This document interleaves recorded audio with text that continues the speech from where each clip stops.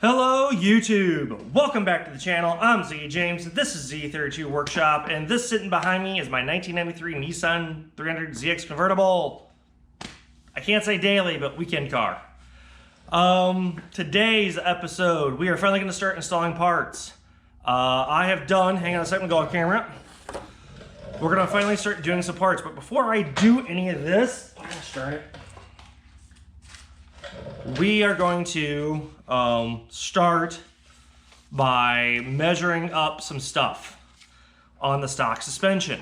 And the reason I say that is I took some measurements in my little handy dandy notebook I take notes and stuff in, what the stock suspension currently is at for ride height.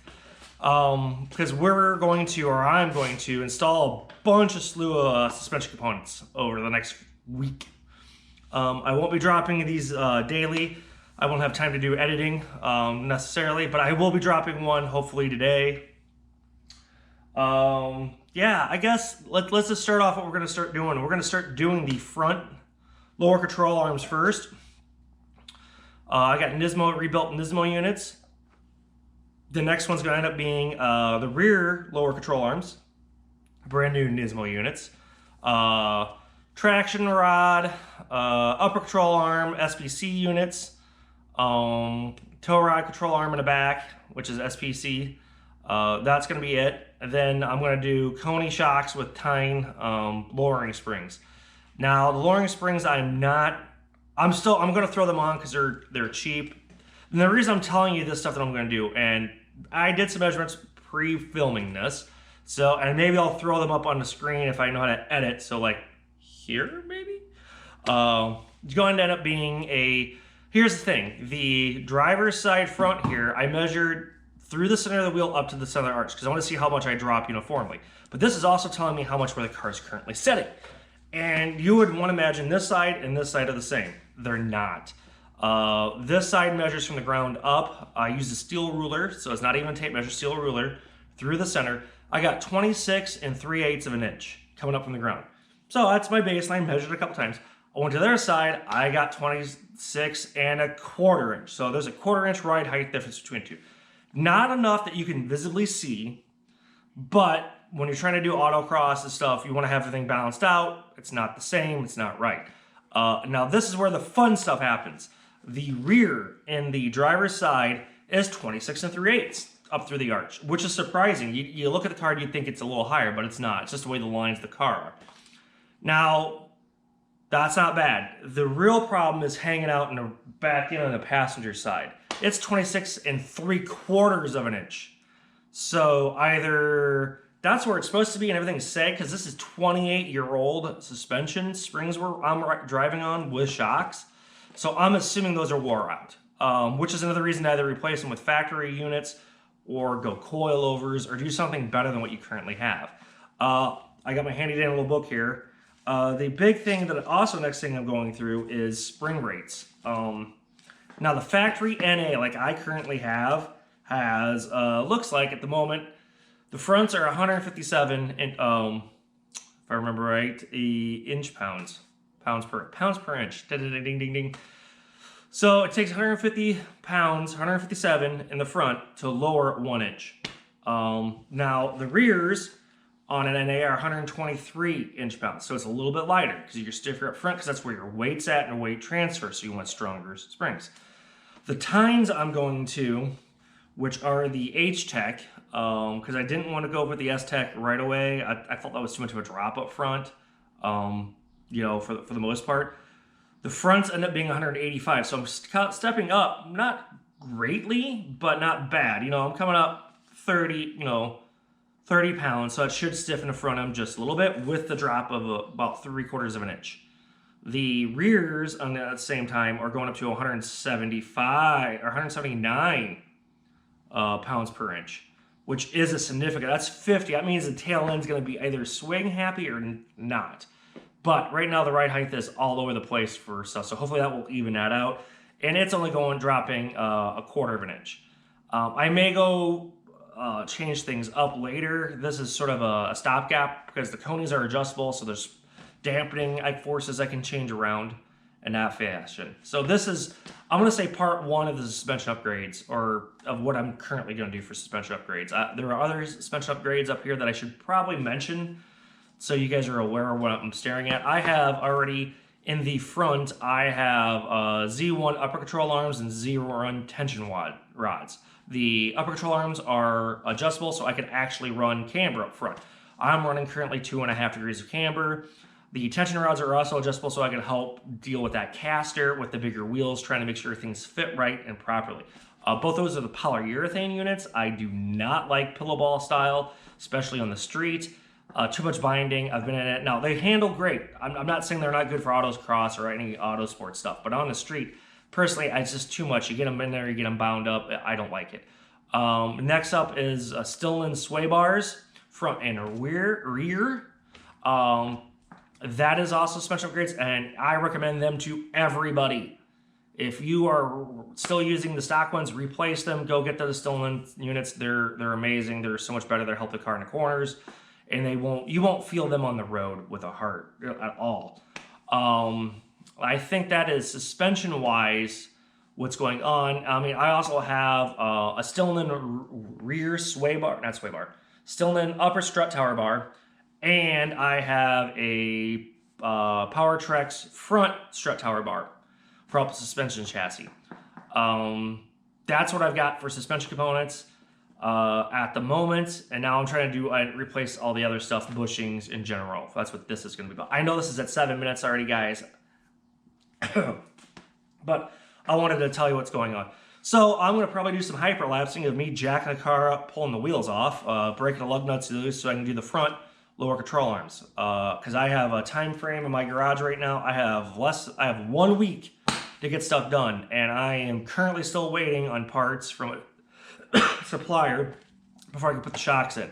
So this process may just stop at the front and rear lower control arms, because I really don't want to put the adjustable rear stuff on until I get the shocks as well to be able to lower everything at the same time, take it into the alignment shop, and get the settings that I want.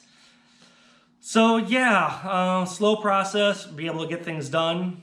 So let's do the time warp of me jacking stuff up, and then I'll show you how to replace that stuff. So 3, 2, 1, woo, woo, woo.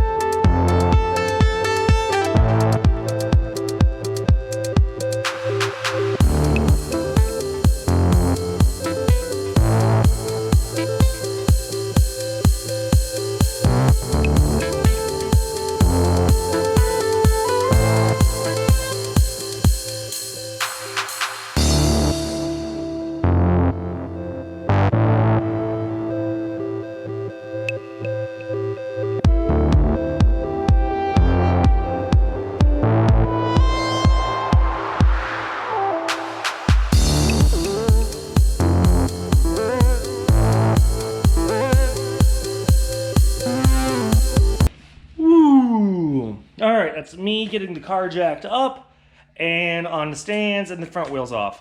Let's go take a look at what we're going to be taking off to get these lower control arms up front. We're starting with the driver's side. So, as you can see, this is the Z1 Street polyurethane. Looks like that's kind of tearing. I'm going to have to take a look at that one at some point. But to get the lower control arm out, you've got the tension rod here. We got 2 bolts to come through. There'll be nuts on the bottom side of these. Let's see if I can rotate around for you. There's 2 nuts there. These are 19 millimeter. I do not know if that's the factories at all. I can't remember. You have to watch one of my other previous videos. I may link it here. Then the other one is for the back of the arm. There is a nut right here. Get that so you guys can see it. All right, hang on a second, guys. Sorry about bouncing around. There's one right here. That is a 17 millimeter. And then there's the ball joint right here, which is going to should have a keeper on it, should have a cotter pin. That needs to be taken care of. You can see it right. I can't feel it, but yeah, there's a cotter pin. It's got to be removed. We'll have to pop it out. Hopefully I won't have to use ball joint separator or pickle fork. So I think that one, the ball joint, is a 17. I do not remember. I will tell you guys later, but I'm going to put you guys on time warp because this is just me going to be fighting these. I'm going to start with the tension rods. I'm going to loosen those. I'm going to loosen everything up first before I take it out so I can have the room. Just to show you guys also, this is the Stillman sway bar with polyurethane bushings. And up here, right there, are the Z1 upper control arms. Or not upper control arms, yeah, upper control arms. So they're doing their job. Completely adjustable.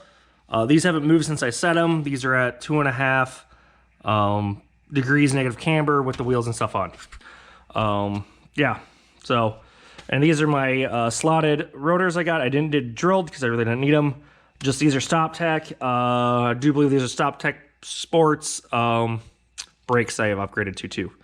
And then this is Infamous Z's splash guard for this. Works out well. Mine was all torn up and everything. You can see where my tires have kissed before without getting them adjusted. It's a tight fit in here. They work out well. So, all right. So we're going to do time warp of me taking this off. So 3, 2, 1. Woo, woo, woo.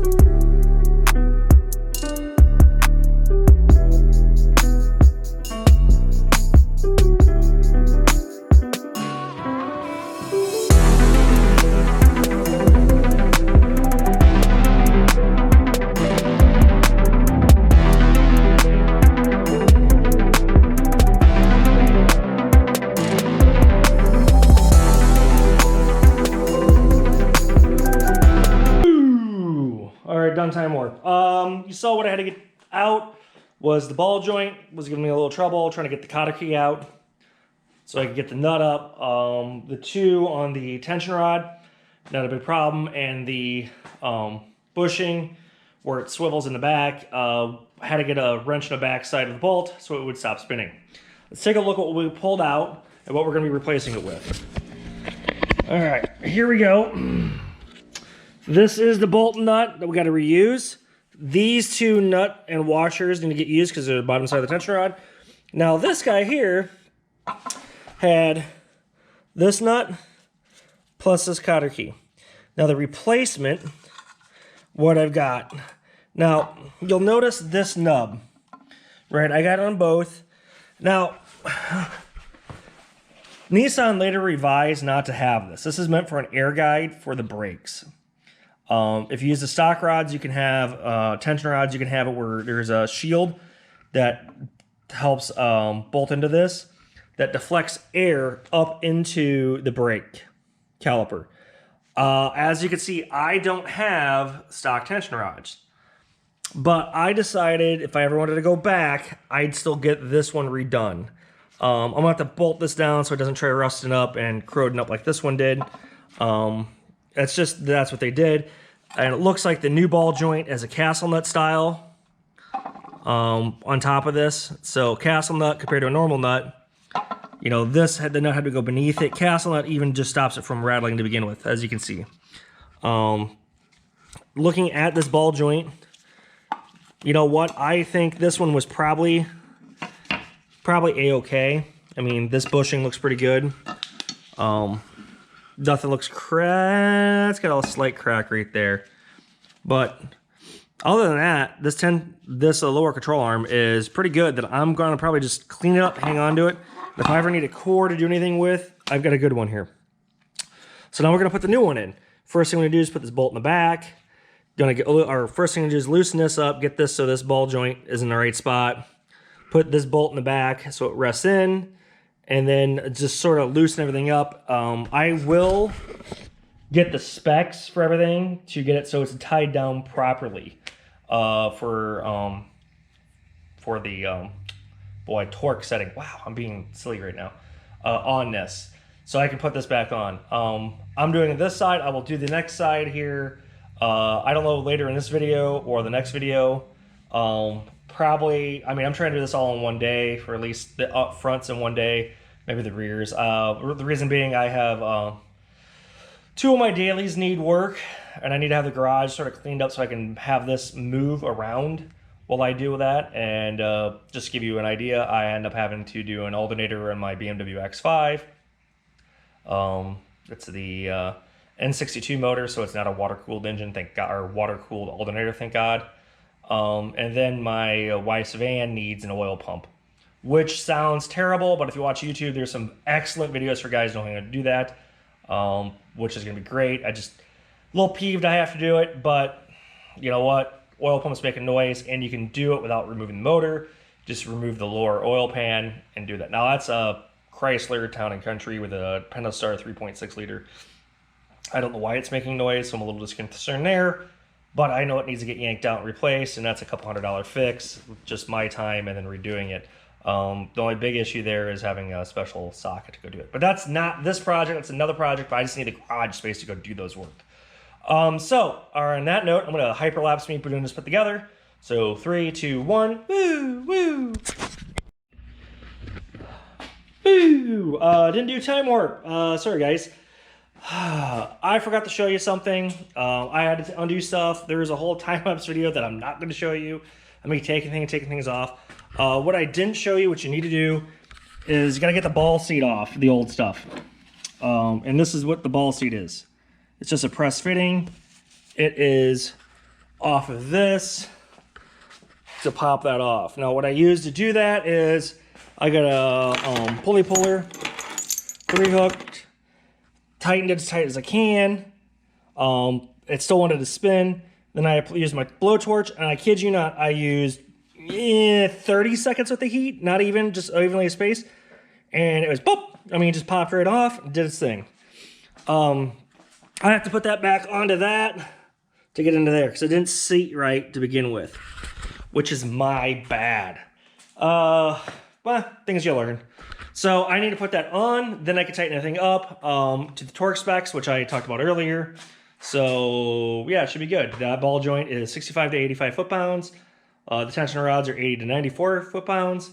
And the bushing is 80 to 94 foot-pounds. Sorry, I had to look over at my board and see what they were. So that's how you pop that off. They're just a press fitting. They're on there. It's just, they're so tight, you got to use a little bit of heat to pop it off. Not a lot. I use a micro torch that I use for some stuff around the house, more or less doing some for copper work. So anyway, back to time warp. Start doing this. I'm going to throw it in. The whole way is going to be time warp on doing it. The whole way, so it'll be finger tight. Big thing you need to do is put the suspension under load before you put anything down to torque spec. The reason to do that is so all those joints are in the right spot, so you don't have something that can get torn on the rubber or anything of that nature. All right, so now time warp. 1, 2, 3, woo, woo.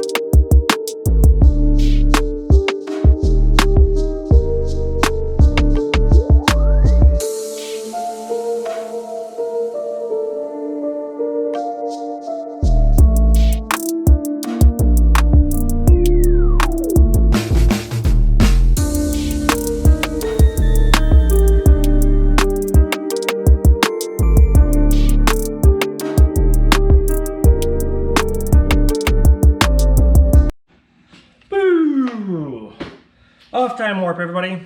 That is passenger side or driver's side is done. As you can see, one of the components I forgot was that ball joint seat, the seat. I forgot about that. That's something I need to do right away. The passenger side I'm going to do now, and I'm going to hyper warp everything. So it's the exact same thing I just did on the driver's side. So you're going to jack it up tire, pull the tire off. Then you're going to loosen up all the bolts. Take the cotter key out for the ball joint. That's going to take a little bit of a fight just because they always are. I did it with a little WD-40 or penetrating lube personally. And then that's it. Now let's go take a look at the work so far.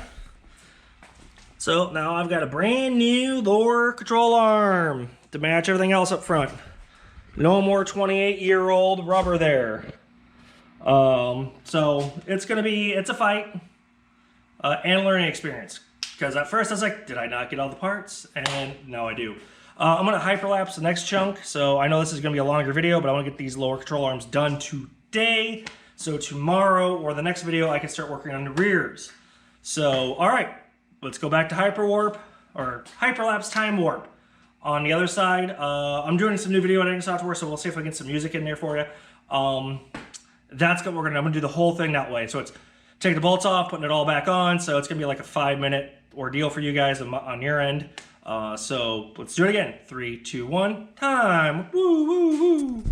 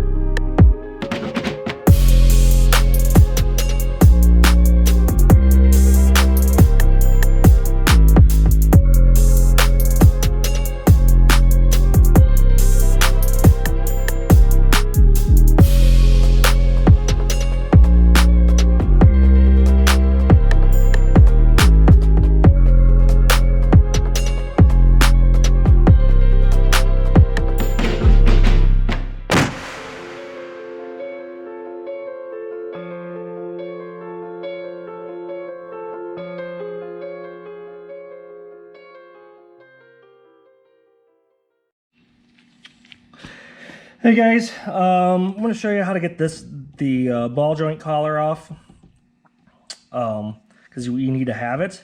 I got a small pulley puller here, and I'm getting it pretty tight. Not a lot, just enough. So it's got force on it. I'm doing this on top of my stuff, so you're doing this. Okay. Can you guys see that? Yeah, okay. Next thing I'm going to do is get my micro torch here. Come on, fire up.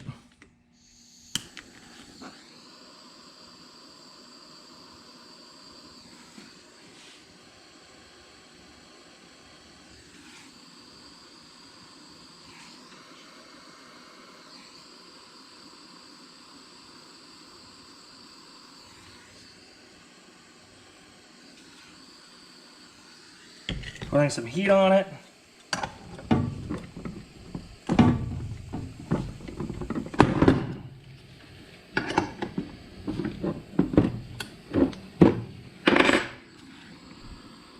Throw some more heat on it. Last one popped right on off. I didn't show you guys that because, well, I was just trying to get it off at that time. This one I'm trying to do a little bit better for you guys, so you guys can see it pop. These are just pressed in when you put this on.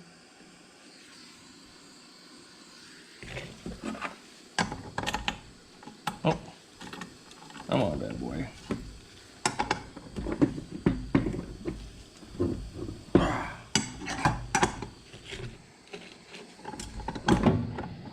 Yeah, I know it's unsafe to have the flame all the way out.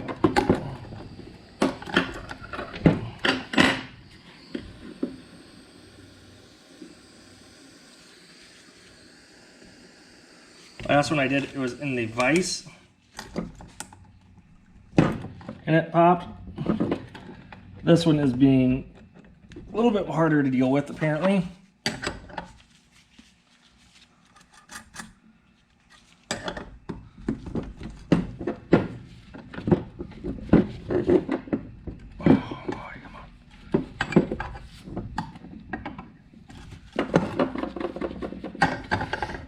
I'm trying to do this in real time for you guys so you guys can see it. A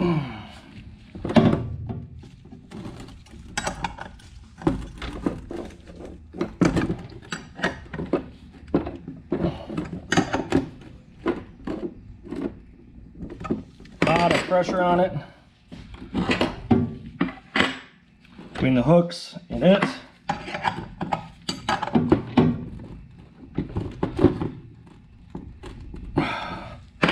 Try the heat again.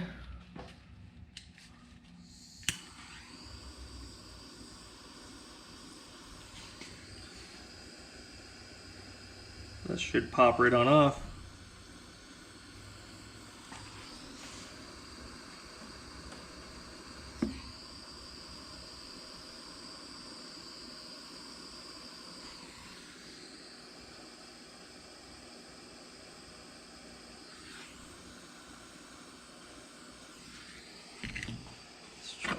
Down some more.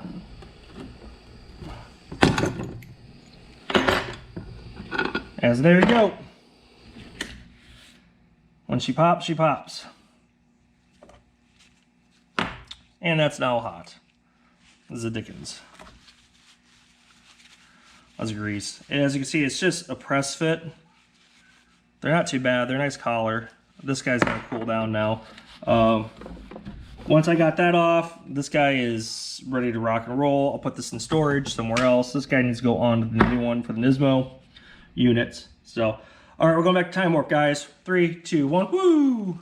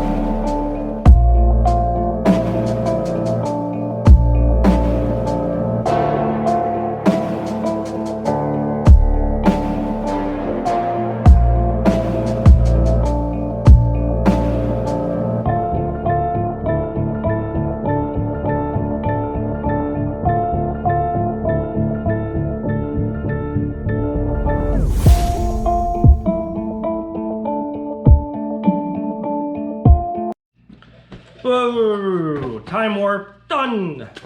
Hey everybody, that's the end. We're at the end of the video. The passenger side should have been hyper warped for you. Hopefully some of those angles will help. So today we replaced the front lower control arms. You know, this wasn't too hard to break loose. This is the bushing and the subframe. This is for your tension rod. And this is your ball joint. One thing I did forget to mention in the beginning of the episode. I didn't tell you get the boy. This is called the ball seat. Dang it, I was forgetting. Ball seat. I totally forgot about it. You have to make sure you take it off the old ones, put it on the new one. I'm gonna hang on to these just because they are usable. I can get them cleaned up and reuse them if I want. Put them in, get them all cleaned up and redone. Yeah, so that's it. I torqued everything down to spec. I did not show you, at least on one of the driver's side, I didn't show you me putting the cotter key back in. That's important too. I almost forgot about it. I was like, oh yeah, cotter key, woohoo. It's the reason why you clean up your workspace and you're like, I don't remember. Oh, I forgot to put you back in. One of those fashions. So that's it. That's what we're gonna do for today. I will probably get my car set up for tomorrow to start doing the rears. I have a race next Sunday, a week from today. So we'll see if I get this done. I may only do those two things right now for this week. For the sole purpose of the fact that I can't, I'm still waiting for stuff for the suspension.